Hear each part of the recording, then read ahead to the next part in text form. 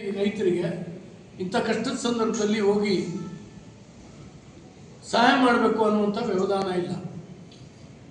ಮುಖ್ಯಮಂತ್ರಿಗಳ ಬದಲಾವಣೆಗಾಗಿ ಕೆಲವು ತಿಂಗಳು ಹೋಯಿತು. ಈಗ ಎರಡನೇ ಕ್ಯಾಬಿನೆಟ್ನ ರಚನೆಗಾಗಿ ಕೆಲವು ತಿಂಗಳಿಂದ ದೊಡ್ಡ ಸರ್ಕಸ್ ನಡೀತಾ ಇದೆ. ಇಡೀ ಸರ್ಕಾರ ಒಂಥರ ಡೆಲ್ಲಿ, ಬೆಂಗಳೂರು ನೋಡ್ತಾ ಇದೆಯೇ ವಿನ ರೈತರಿಗೆ ಬಂದಿರತಕ್ಕಂಥ ಈ ಸಂಕಷ್ಟವನ್ನು ಪರಿಹಾರ ಮಾಡಲಿಕ್ಕೆ ಯಾರೇ ಮಂತ್ರಿ, ಮುಖ್ಯಮಂತ್ರಿ ಯಾರು ಕೂಡ ಗಮನ ಹರಿಸ್ತಾ ಇಲ್ಲ. ಹೀಗಿದ್ದಾಗ ಅಧಿಕಾರಿಗಳು ನಮಗೇನು ಅಂತೇಳಿ ಹೇಳಿ ಸುಮ್ಮನೆ ಇದ್ದಾರೆ, ಅವರು ಆರಾಮಿದ್ದಾರೆ.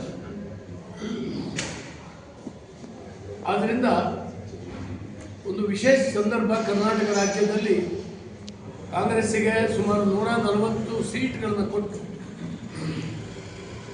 ಜನ ಇಷ್ಟೊಂದು ಬೆಂಬಲ ಕೊಟ್ಟು ನಮ್ಮನ್ನು ಚೆನ್ನಾಗಿ ಕಾಪಾಡ್ತಾರೆ, ಒಳ್ಳೆಯ ಆಡಳಿತ ಕೊಡ್ತಾರೆ ಅಂತ ಹೇಳಿ ನಿರೀಕ್ಷೆ ಮಾಡಿರ್ತಕ್ಕಂಥ ಜನರಿಗೆ ಈ ಸರ್ಕಾರ ಒಂದು ಶಾಪ ಆಗಿದೆ. ಈ ಸಂದರ್ಭದಲ್ಲಿ ನಾವು ಈ ವರದಿಯನ್ನು ಸರ್ಕಾರಕ್ಕೂ ಕೂಡ ಮುಟ್ಟಿಸ್ತೇವೆ, ಕೇಂದ್ರ ಸರ್ಕಾರದ ಗಮನಕ್ಕೂ ಕೂಡ ನಾವು ತರ್ತೇವೆ. ಕೇಂದ್ರ ಏನೇ ಮಾಡೋದಾದರೂ ಕೂಡ ರಾಜ್ಯ ಸರ್ಕಾರ ವಿಶೇಷವಾಗಿ ಸರ್ವೆ ಮಾಡಿ ಎಷ್ಟು ಮಳೆ ಬರಬೇಕಾಗಿತ್ತು, ಎಷ್ಟು ಮಳೆ ಬಂದಿದೆ. ಇವತ್ತು ಗೋರೂರು ಡ್ಯಾಮಿಗೆ ನಾವು ಭೇಟಿ ಕೊಡ್ತೀವಿ. ಸುಮಾರು 13 ಕ್ಯೂಸೆಕ್ಸ್ ನೀರು, ಅಲ್ಲ TMC 13 TMC ನೀರು ಕಳೆದ ವರ್ಷಕ್ಕಿಂತ ಈ ದಿನದಲ್ಲಿ ಶಾರ್ಟೇಜ್ ಇದೆ. ಮತ್ತು ಅದರ ಕ್ಯಾಚ್ಮೆಂಟ್ ಏರಿಯಾದಲ್ಲಿ ಮಳೆನೇ ಆಗ್ತಾ ಇದೆ. ಇದೊಂದು ಭಯಾನಕವಾದಂಥ ಸಂದರ್ಭ. ಮುಂದಿನ ಬೇಸಿಗೆ ಹೆಂಗಿರ್ತದೆ ಅಂತ ಕಲ್ಪನೆ ಮಾಡ್ಕೊಳ್ಳಿಕ್ಕೆ ನಮ್ಗೆ ಭಯ ಆಗುತ್ತೆ. ಹಾಗಾಗಿ ಸರ್ಕಾರ ತಕ್ಷಣ ನೊಂದ ಜನರ ಬದುಕಿಗೆ ಒಂದು ಆತ್ಮವಿಶ್ವಾಸ ತುಂಬುವಂಥ ಕೆಲಸವನ್ನು ಮಾಡಬೇಕು, ಪರಿಹಾರ ಕೊಡಬೇಕು, ಸಾಲ ಮನ್ನಾ ಮಾಡಬೇಕು ಅಂತ ಹೇಳಿ ಈ ಸಂದರ್ಭದಲ್ಲಿ ನಾವು ಒತ್ತಾಯಿಸ್ತೇವೆ.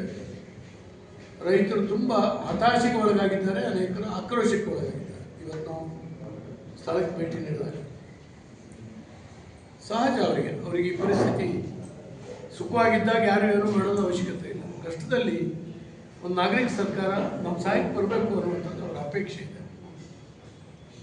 ಹಾಗಾಗಿ BJPಯ ನಾವು ಇವತ್ತು ಅವರಿಗೆ ಸಾಂತ್ವನ ಹೇಳುವಂಥ ಒಂದು ಪ್ರಯತ್ನ, ವರದಿ ಮಾಡುವಂಥ ಒಂದು ಪ್ರಯತ್ನವನ್ನು ಮಾಡ್ತಾ ಇದ್ದೀವಿ.